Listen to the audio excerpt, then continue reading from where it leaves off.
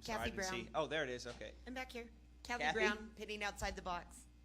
On Thursday, I talked to you about how special it would be to win 3 in a row, especially with this being the first race in the playoffs. Now that it's happened, what do you think that you're doing or your team is doing that has turned your season around so quickly?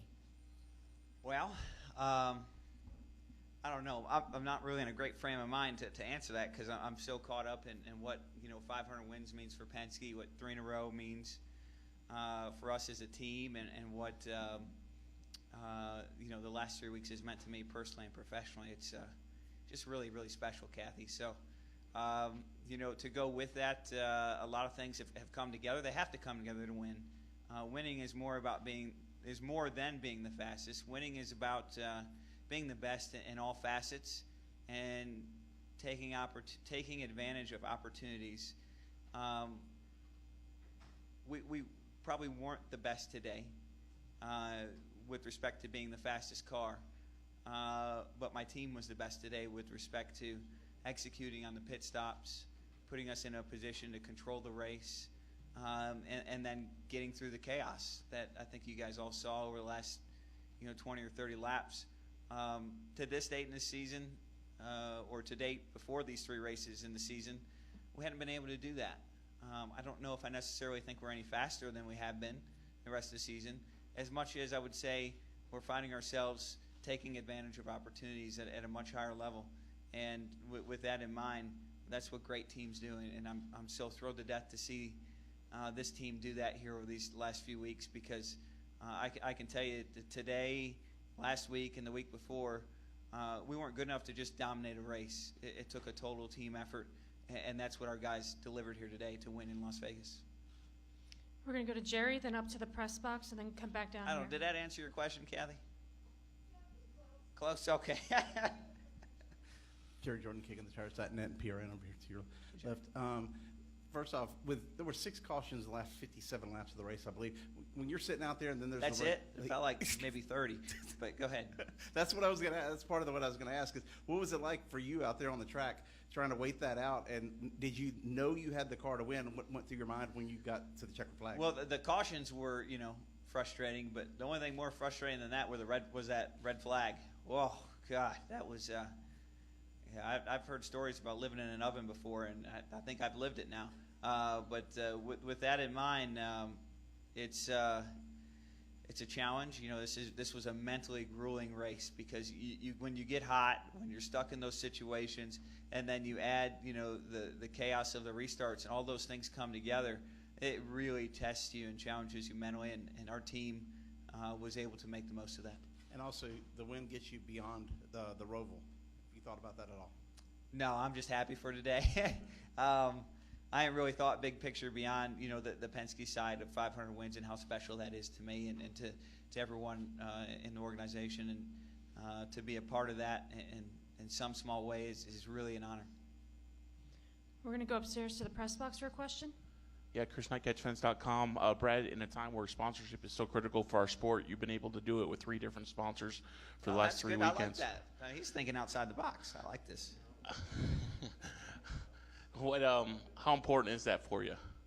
I think it's really important. I was talking to Joey Logano before the start of the race, and we got to looking at our uniforms, and I think I counted 23 different sponsors on my uniforms of some kind, I should say. And we need every one of them. Motorsports will always be an arms race, no matter what you do. We can try to put caps on it. We can try to come up with any rule, but it will always be an arms race. And sponsors enable us to be one of the best in the arms race. With that in mind, we have some great partners. Auto Trader was on the car today. MGD was on the car in Darlington. And, of course, last week, Discount Tire. Each one of them brings something unique, but also very important to our team that helps us be competitive, and we couldn't do it without them. So we're very fortunate to have great partners like that. And it means a lot to them to be in Victory Lane, by the way. We have 2 questions over here to the right, and then we'll go to Bob and Jeff. Brad, Ron Flatter from VSIN. 2 questions for you. One, how vital was it that you had a couple restarts toward the end with Joey alongside? Yeah, and I don't know if that was vital. He's really good. Yeah, I just knew it was going to be a heck of a battle with him because he's one of the best restarters, if not the best restarter in Cup, and he made us earn it. And this is Las Vegas. Despite 2 consecutive wins, you were still 15-1 early in the week. Finally Did you have money on it? No comment. Oh man, that's is that a no or a yes? Yeah. No comment. So, but you got bet down to 5. I mean, do you pay attention at all to that? No. Brendan Gaughan told me in Victory Lane that was the numbers, and no, I had no idea. I've been so busy since I've been here in Las Vegas. I had 4 sponsor, media, fan dinners, appearances, etc., and I haven't had a chance to breathe since I've been here. So, let alone look at all that kind of stuff. I snuck around and got in the blackjack table for about 30 minutes, and that's about all experience I've got to have here in Vegas beyond the dinners. So I do enjoy coming to this town, and I'm glad that those things are there. I wish we got a little more respect than that, but that's okay. But we're glad that we earned someone a lot of money today. Go ahead. Justin Schuler, Speedway Media. First off, congratulations on giving Penske their 500th win and your Thank you. 3rd consecutive win, obviously. Now you go into that second round. All season long, especially during the first 21 races, we've been talking about that big 3, but it seems like they've fallen off these past few races. When we asked that to Larson and Truex made a comment that it's about the big 4 going into Homestead. Do you feel like this win has solidified your team to be part of that conversation? No, I don't. I feel like we're proud of this win, but it's one win in a long grind. And there's 9 weeks of long grinding left. 2014, we won the first race, I think, in Chicago, and that was terrific. I wouldn't trade that for anything, but we were eliminated out of the playoffs 4 or 5 weeks later. So it's a grind, and you look too far ahead, you get in trouble. We'll go to Bob and Jeff, and then we'll go back over to the right. Bob Hockers, ESPN. You used the word chaos today. This track isn't necessarily known for chaos. Maybe a couple of highlights, but not the type of chaos that we saw today. Is that because it's the playoffs, or is it because it was just like 100 degrees and nobody really knew what they had? I'm sure 100 degrees plays a factor in that. It's so darn hot that cars were blowing tires and things were happening that probably wouldn't happen if it was cooler out. But beyond that, I can't really speak. I haven't seen exactly what happened in the individual accidents, and I would probably try to break them down before giving a great answer to it. But I certainly understand where you're coming from, Bob.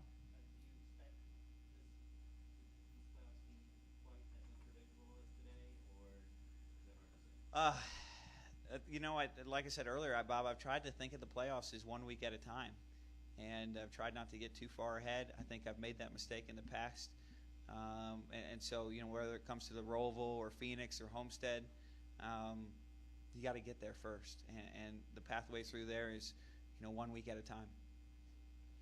We'll go to Jeff. Jeff Gluck from jeffgluck.com. I almost have the identical question as Bob, so I want to ask, is there ever a sense when the race is unfolding and like the nature of the race changes based on what drivers see other drivers doing? Like if everybody's getting aggressive, does everybody else raise their aggression level, and that could contribute to something? Like, is that one theory, I guess? Well, I mean, a certain element to motorsports will always be that we play a game of chicken, whether it's on restarts or whatever scenario it might be, and understanding who has what stakes on the line is really important. When you get to a race like this, everyone pretty much has equal stakes on the line. But when one person pushes you hard and then you let them in or let it go, then eventually someone else does it, and now you find yourself in the back playing from behind, and now you start to do it, and it creates an escalating effect. With that in mind, eventually both guys don't lift, and things happen. That's always going to be an element to motorsports that is a part of it at every level. And so with that said, the playoffs, of course, when you're playing from behind can make you take more risk. Go back over to the right and then to Nate. Andre Haynes from the EMG radio show. Congrats on today's win. Thank you, Andre. Do you think that other drivers will change their strategy to win, and if so, how?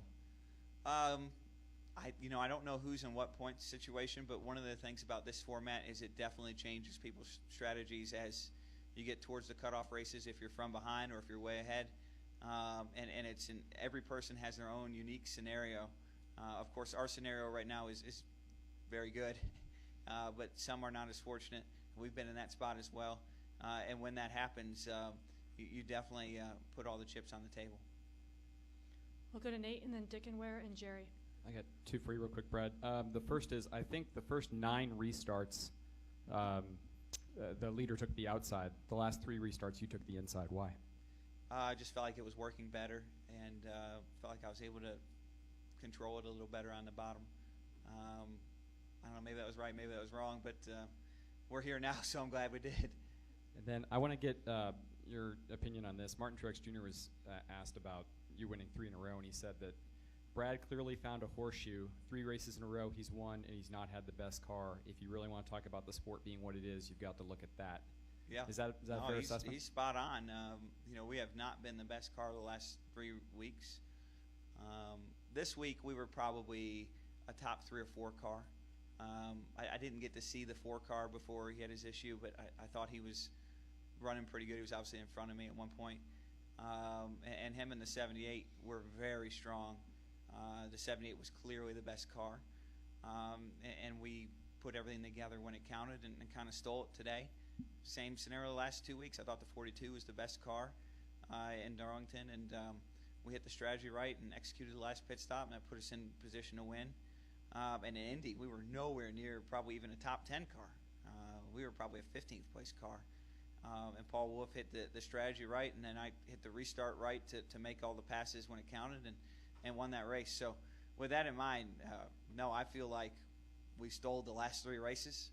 We're not complaining, but we still have a lot of work to do to go out there and win heads up without those issues. We'll go up here in the front, and then Jerry and Dominic. Brad Dickenware, the Motorsports Report. Indy was a milestone. It was a big one. It was one Roger wanted for a long time, and of course now the 500. Tell me about the conversation you had with the captain after Indianapolis. And, we really haven't talked yet, to be honest. I've been on the media tour and all that. I had one quick phone call with him in Victory Lane, and he was in a business meeting. It was really important. And then I had one real quick phone call with him yesterday morning, I think it was, or yesterday afternoon. Yeah, yesterday afternoon. And he's completely out the front windshield. He's not looking back at all. We did not talk about Indy. We talked about winning today and what we're going to need to do it. So those that have been around Roger Penske know that's who he is. Go to Jerry and then Dominic. Jerry Jordan, Kicking the Tires, net and PRN. You were fast on the track today, but I don't think you did 271.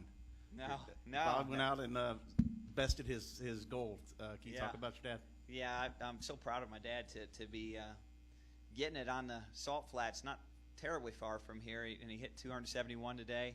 I know he'd been working really hard on that, and I'll tell you what, he's got me thinking really, really hard about taking that car to Talladega and trying to put up a number. But if I could find a sponsor to do that, I don't know if there's anybody out there, I think I'd go do it, because the record right now is sitting at 251, I think.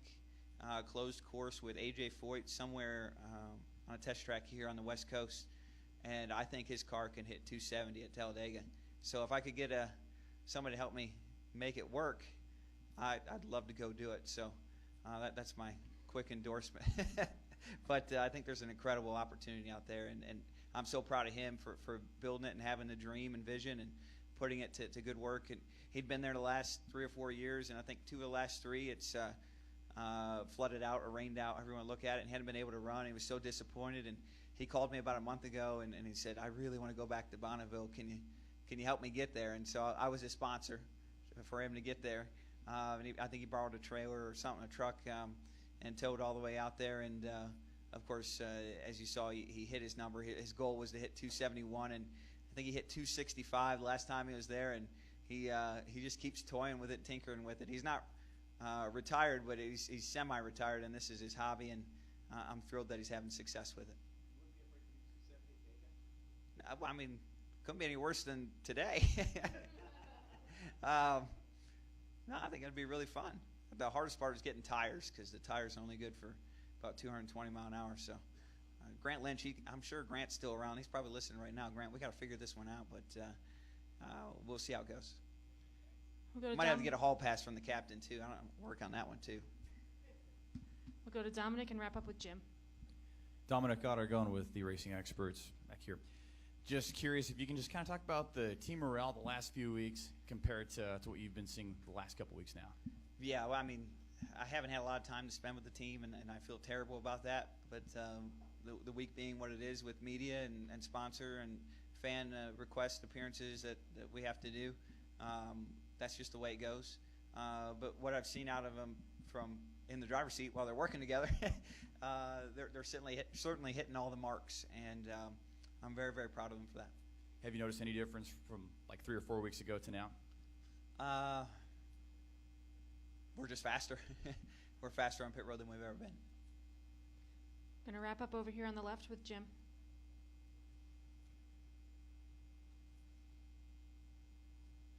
Jim Hunter, motorsport.com. This is sort of a similar question.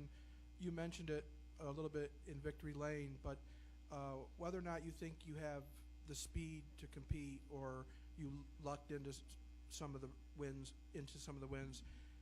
where do you feel your team, obviously without the team that was behind you today or the last couple of weeks, you wouldn't have been able to capitalize on the circumstances. Sure. Where do you feel your team ranks as far as some of the others that are the best? Well, I mean, the last few weeks we've been a top 2 or 3 team on pit road, and I think I look at our season, and I look at this season, and I look at seasons past.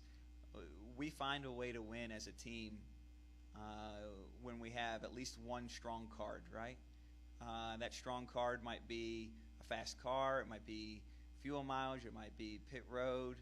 Over the years, we've always found a way to take our strong card and put it in victory lane. And quite honestly, the only strong card we've had this year until now has been the plate tracks. We've had good speed there, good tactics, and we're able to win the Clash. But other than that, we haven't been able to put together the wins for a number of reasons, from crash fest races that have kind of tied us up to some mistakes on my part. With that in mind, the pit crew is, before these last 3 weeks, has never been the strongest suit of the 2 team. Right now, it's the strongest part of our equation, part of our team. And with that in mind, we're putting that to good use with these last 3 weeks, because without it, we couldn't have won. All right, Brad, well, congratulations on the win. Thank you, guys. Appreciate you hanging around, and hope we had a good time.